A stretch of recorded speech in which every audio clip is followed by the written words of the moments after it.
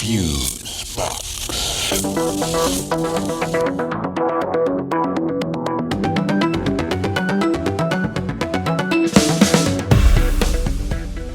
Okay, this is Fusebox number 198. Who, Garou, and you are looking a bit mangy. Oh, nice dental work. Are they all yours, or did you have... Okay, moving along. Greetings, friends, and welcome in to this hairy edition of Fusebox, number 198, ferociously entitled, Who, Garou? And I will definitely explain this wondrous title in a moment. I am your fully upright, in a reclining world host, Marc Rose, and over there, shrouded in the fog and illuminated only briefly by the blinking LEDs, is the intercontinental man of mystery. See our last show for an explanation of that. Yeah, I was gonna say your punchline is in Turkish there, bro. Yeah. The Archbishop of Amplitude, Milt Keynes, everybody. Well, thank you kindly, and hey, thanks loads for dragging me out of bed on a Sunday morning to do this thing, bro. I mean... Yeah, I'm sorry. I'm sorry about that, and I really do. I appreciate the effort there, Mr. Keynes. This was unavoidable due to the work-related trip I just got back from. Yeah, well, hey, how was that? Is the Big Easy still easy? With a side of big? Well, yeah. Well, it was a delight. New Orleans is a terrific city and has had its share of challenges over the last few years, as we know, with monstrous weather and all that. Yeah, and the vid as well. I mean, New Orleans is a tourist economy, isn't it? Yeah, indeed it is. So, when the plague, as you call it, hit them, it must have been really hard on that economy. Well, as we know, that wasn't kind to anybody, but they hung in there and came out okay. Actually, in many parts of the city, still kind of rebounding from the whole Hurricane Ida thing. So a few places were closed due to remodeling and so forth. You know, I went back there in the 1990s, and, well, all I really remember was waking up in an alley in the French Quarter with a bunch of beads around my ankles and a pink and green feather boa around my neck. Good times. I don't know. Can't remember. Well, NOLA is a celebratory city. It's an incredibly hospitable place to visit, I will say that. And we were taken care of very well there. Gotta say, hats off to my buddy Gregory for all of the TLC there, too. He was spinning a bunch of plates on this gig, I gotta say. Yeah, so what was this for again? A Senate race? Is that what you told me? Yeah, there was a gal running for a Senate seat down there who is taking on a very well-financed opponent, Democrat-turned-Republican John Kennedy. Wait, what? He did come back from the dead? And he's a Republican now? Gee, No. Not that John Kennedy, Mr. Keynes. This one is from the South, and from what I can see, has none of the political values of the other John Kennedy. He's been in the state Senate since 2017 and was a Democrat and now turned Republican right around the time that Orange Guy got into office there. He was also one of the 6 who, back in 2020, objected to the Arizona electoral votes, meaning he was siding with the folks who buy into the stolen election theory. Oh, a fascist then. Well, I'm not sure I'd go that far, but hey, you know. Oh, I'm happy as hell to go there. Clearly. The gal who we were working with there is named Syrita Stibe, who is African-American and at present runs a nonprofit organization that helps formerly incarcerated folks get back into the community.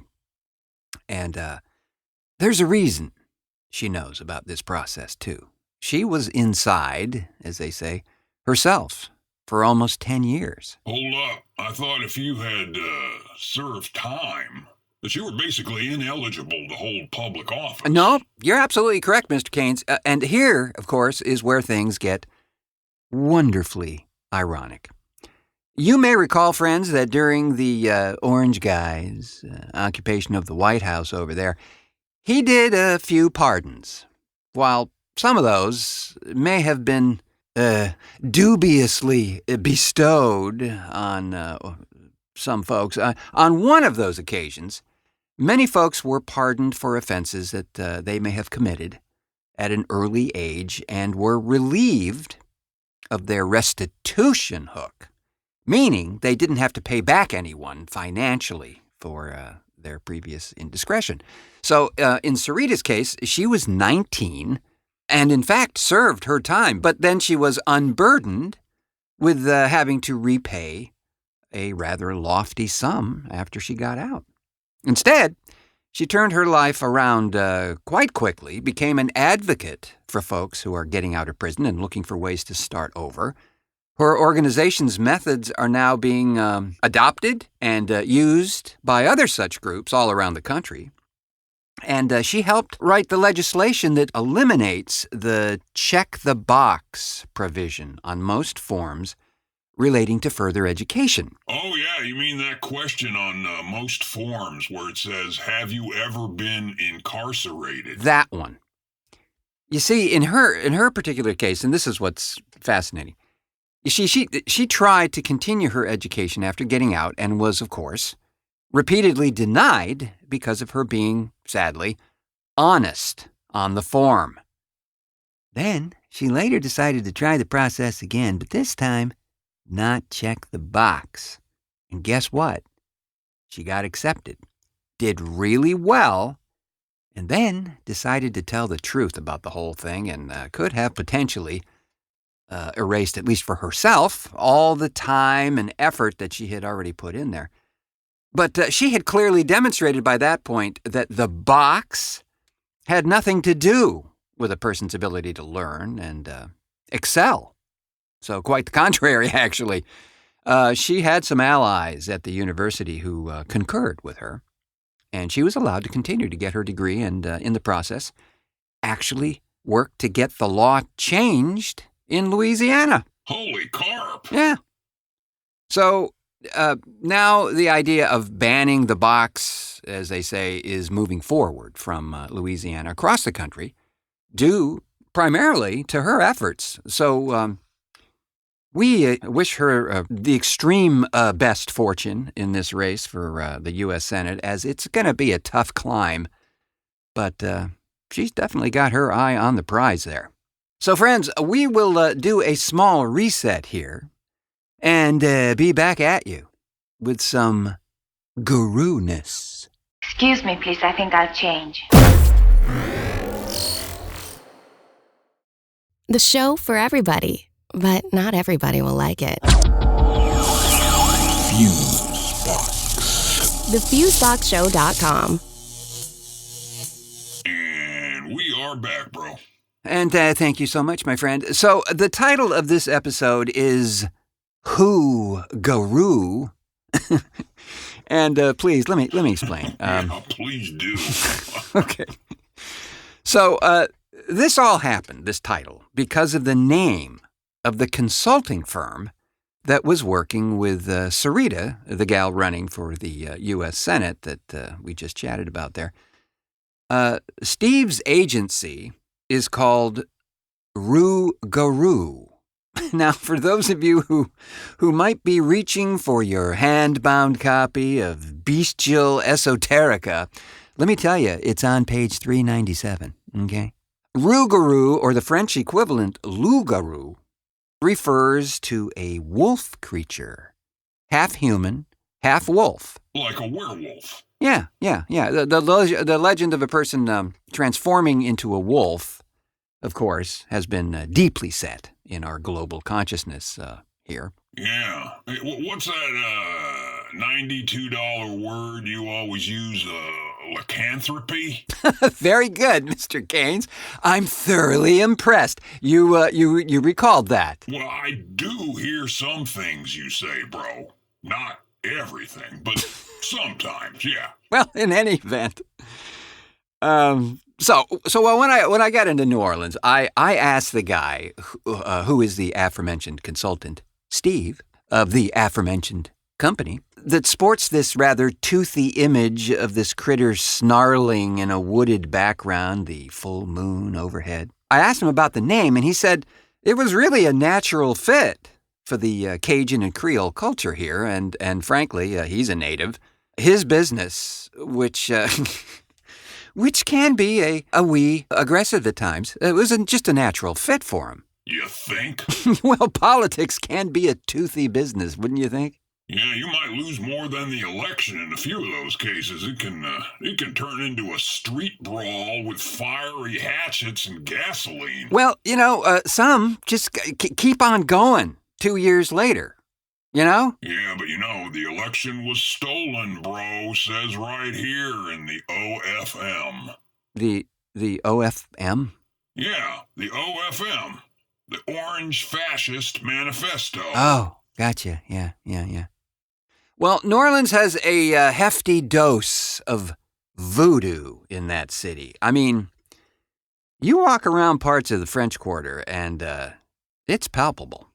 It's just this underlying vibration of ancient ritual and custom that is definitely honored by the folks who live there, at least by the ones who know about such things. I'd figure that. Probably some areas that you might not want to just wander around into, too, I bet. Definitely, sir. After we were done with our shoot duties on Friday, we had some opportunity to cruise around the quarter there a bit, and we stopped into a number of these, for lack of a better term, voodoo shops. And for the most part, they had a selection of kind of touristy things, but nothing that spoke to the actual true nature of what I'm talking about. Until that one place. How'd you guess? Well, it's you. And you're just gonna attract that kind of shit. Well, be that as it may, we found one called Voodoo Authentica. And the gal that ran this one? Yeah. She was the genuine article, I'm going to tell you. You could feel it in there.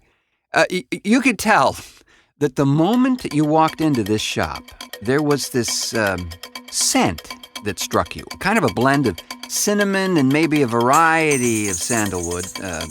Probably also picking up the notes from the carved wood statues and exotic masks that hung everywhere. So it wasn't incense per se. It was a highly aromatic, but not at all overt. And it actually seemed to enhance your mental focus, almost as if it was whispering to you, like, pay attention, or honor the traditions. Okay, so you're hearing voices in this place, bro? No, not literally. Just kind of an intention thing. So as I say, there were these masks and statues and little bags of herbs with labels describing what forces might be attracted to these items when either burned or just left open or whatever. One thing was really clear to me, that this stuff was made on site. So it's not made in Carl's Discount Voodoo Depot? No, sir. This one is all hands-on here. So, I'm wandering around this place and come across these little statues that are carved in wood and wrapped in some very exotic-looking cloth and adorned with very bright feathers. It kind of reminds me of the kind of costumes worn by the crews at Mardi Gras in terms of color and texture. Well, these sculptures all had very expressive faces painted on them. Some are looking directly forward with huge open eyes, and others look to be saying the word "oh" with their painted mouths gaping open, So I noticed the handwritten tag connected to each of the pieces, and one in particular said, Juju Guardian, and purports to be a sort of talisman to protect the energetic, creative forces in us all and keep the evil, negative junk away. Oh, so that's what that thing is over there on the console. I was going to ask. Yeah, absolutely. I mean, at first I thought it was some kind of exotic pet toy, and then I thought, oh no, what the hell did he pick up in New Orleans? Some 10-legged critter that has antlers and flies? No, I can see where you might get that impression, Mr. Keynes. No, this is merely a Juju Guardian, and I think that's a perfect place for it, seeing that this is a creative hotspot in this room, so to speak. And I assure you, buying anything of that exotic a nature that was living and then, trying to ship it back would be, well, cost prohibitive, to say the least. Well, yeah, I mean, I think we got enough crazy-ass critters around here as it is, but... Yeah. So that part of the trip was truly amazing. And like I say, the shops or no shops, the unique energy there is just palpable. So I gotta ask, did you catch any music? I mean, it's like the destination for jazz, at least in the South there. Well, kinda. It was a sort of a tight schedule, but on Friday, as we were wandering the streets that last day, inevitably, a brass street band would come up the avenue, and it just rocked. I don't care who it was. It just was amazing. Now, I think one of the processions that we saw was an actual funeral. And if you know anything about funeral processions in New Orleans, then you know that they're celebrations of a person's life, not mournful recollections. Yeah, they got that famous second line thing they do, right? Yeah. And for those of you who aren't familiar with this, two parts to a second line. The first part of that line is made up of the Grand Marshal, or parade leader, then maybe the band, and whoever is being honored. And in the jazz funeral, the family and the hearse are part of the first line. In a wedding, the bride, groom, and wedding party take a position up front. Then, all the strutting revelers who fall in behind are referred to as the second line. And you've got a brass band or 9 in there, really kicking things up. And the costumes and the colors, I mean, it's just overwhelming to see this sometimes. I was really happy to have the opportunity to see one of these things just sort of randomly occur. And of course, speaking of random and occurring and music and all things big, _big. Our buddy Timo, he's been broadening his musical horizons lately. He's got a little combo going, we're told. A combo, you say? Yeah, I'm hiding under the desk. It's Timo's world.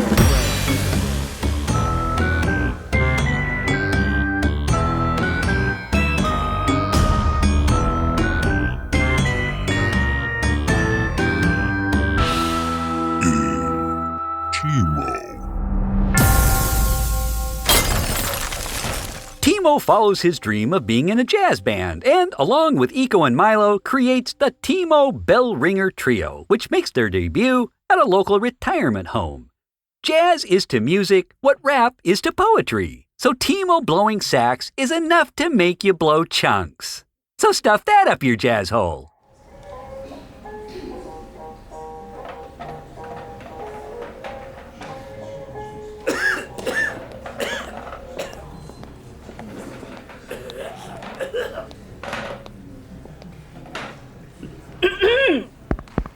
Hello? Everyone, please take a seat, okay? Oh, no. Everyone?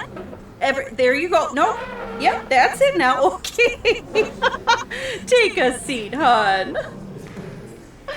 Okay, well, welcome, everyone. We have a super duper show for you. Oh, Anna, no, take a seat, dear. And put your teeth back in. Thank you, hon. Okay, now I am just tickled and pleased as Pink Punch to welcome this afternoon's very special musical guests. So, without further ado, let's all give a warm, Gentle Breeze Estates Retirement Center welcome to the Timo Bellringer Trio.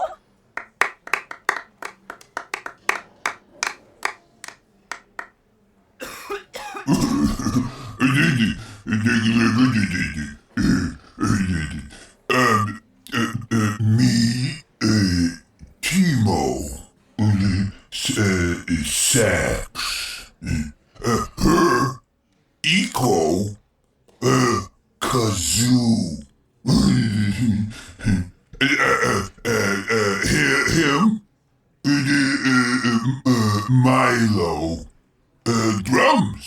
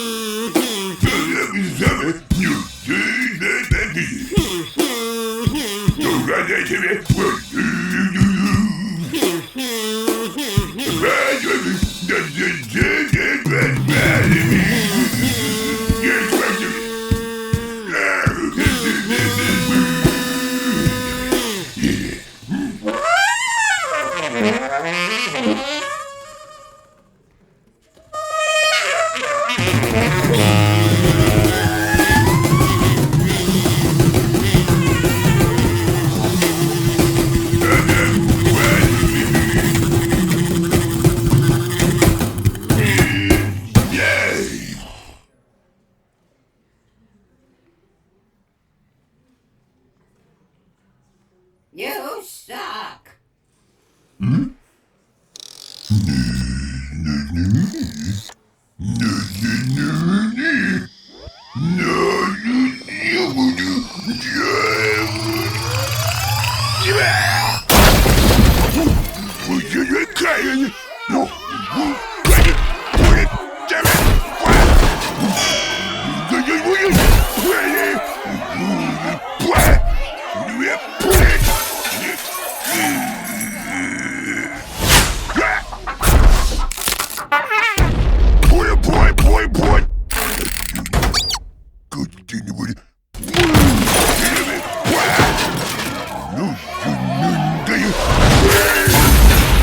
Oh, the gosh darn humanity, don't you know?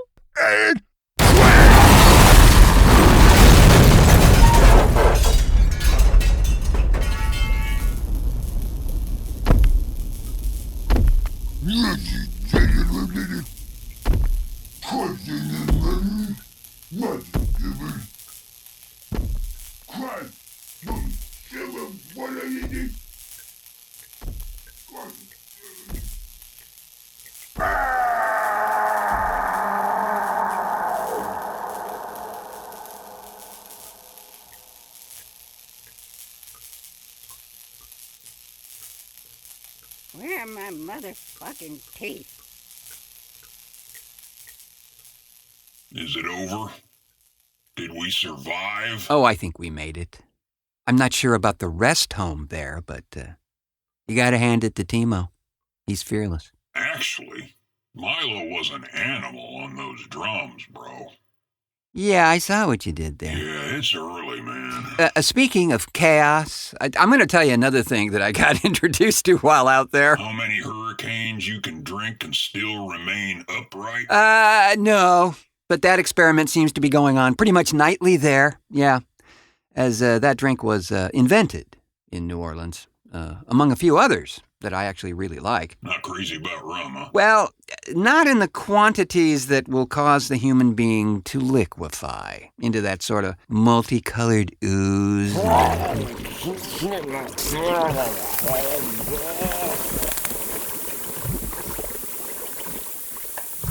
No, it's a pretty powerful drink, friends. Like most things from New Orleans, you've never really had it until you've had it there. This goes for gumbo, too. I freely admit it, man. Incredible. One might say transcendental. Did you hear voices there, too? Only mine saying that this is the best damn thing I've ever tasted. And I'll tell you another. Since we're parked in the food zone here for a moment, I've never been a fan of bread pudding. Okay? I guess it's because the way at least the way I've had it served to me, it's always like drowning in some kind of cream. So the texture ends up being even more mushy than mushy oatmeal. So I've not been a fan of that. Until you went to NOLA? Until I went to the Crescent City Steakhouse. Now, I gotta say, if I had tasted bread pudding like this from the start, I'd be sold. My buddy Gregory said, Mark, I understand you don't like bread pudding, but until you've had it in New Orleans, you haven't eaten real bread pudding. And naturally, you held your nose shut and stuffed your pie hole with bread pudding. I did. Well, not the holding the nose part. I might have been thinking that. But that was instantly evaporated by this amazing flavor. If you've ever had like a Spanish flan, the custard dessert they make, this is closer to that world in complexity of flavor than any weak bread pudding imposter clone horror thing that at least I've had. I'm a complete convert now. Well, complete in the sense that it's always going to have to be the New Orleans style, I'm afraid. You're a bread pudding snob, bro. Yes, guilty. Guilty as charged. But I got sidetracked. You're welcome. I was going to speak about the location shot we did at the Capitol in Baton Rouge, where I was shown the actual bullet hole in the Capitol's wall inside there, not far from the rotunda, that to this day remains after the assassination of then-Governor Huey P. Long in the 1930s. Well, that's creepy as hell. You think that's creepy? No. There is shrapnel in the ceiling dome from when some guy actually detonated a bomb inside the rotunda. You can see it still lodged in the dome at the top, inside. So it looks like this whole storm in the Capitol routine is kind of a been there, done that thing for the state of Louisiana, huh? Well, kinda, yeah. Very volatile politics down there for sure.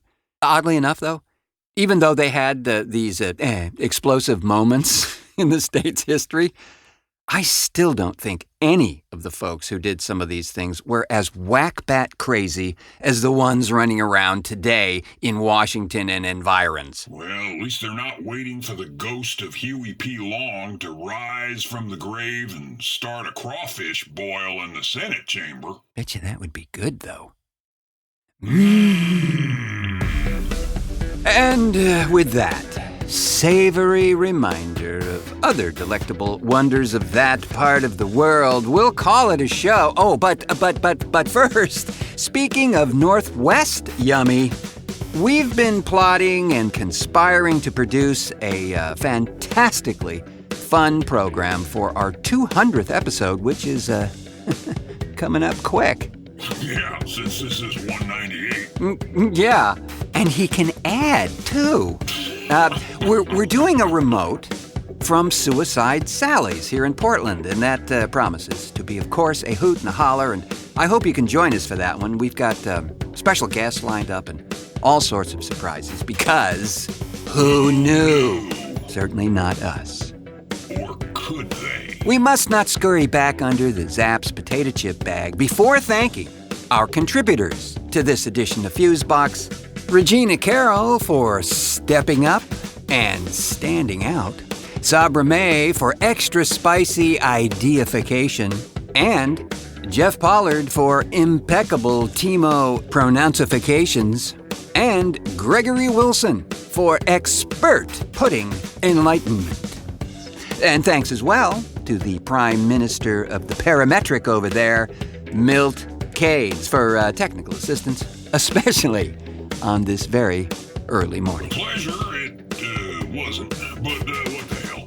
And folks, if you haven't at this point subscribed to this here show, then go ahead and mash that subscribe button. And if you're listening on the radio, well, subscribe as well. And that's correct, Mr. Keynes. You can find out all the details at the Fuseboxshow.com, and go ahead and feel free to poke around on there. All sorts of things lurking on the site, like all the past 8 years of programs, as well as the Fusebox store, which is always fun. So, I have been your dancing to the music in someone else's head host, Marc Rose, saying until our next cartoon.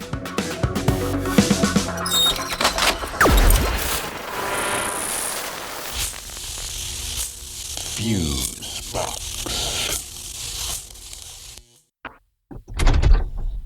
Yeah, it's a good show, bro. Yeah, it was. You wanna go for some, hey, what's that in the box there? Oh, that. Well, it's nothing really. I've been... Hey, bro, it's moving, man. That box is Uh-oh.